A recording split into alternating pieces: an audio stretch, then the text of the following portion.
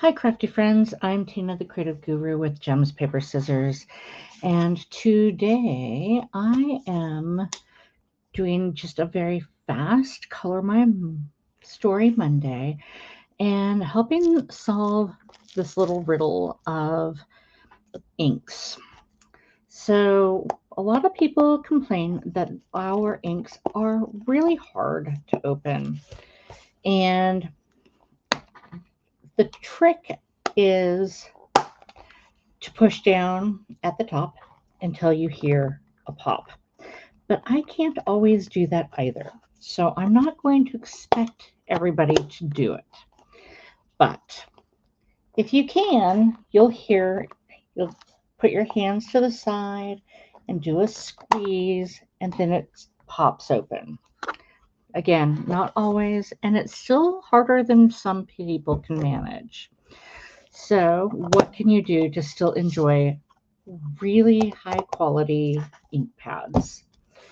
One thing I do is when I get an ink pad open, I then don't all the way close it. And it's a trick. You can see that there's this little gap so that it is closed, but not quite.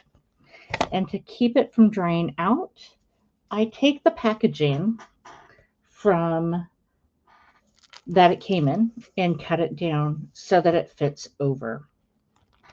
And this is reusing packaging, wasting nothing, and keeping my ink pads nice and juicy. So that is an option for those that can get them open but don't want to keep doing the battle. Another option is to, instead of getting our standard size Stampin' Pads, is to invest in sets of our Stampin' Spots. They are smaller. They're 1 inch squared by 3/4 of an inch deep. But when you cut the side seal using your snips or a craft knife, you then have this really useful little ink pad that stays and is easy to use.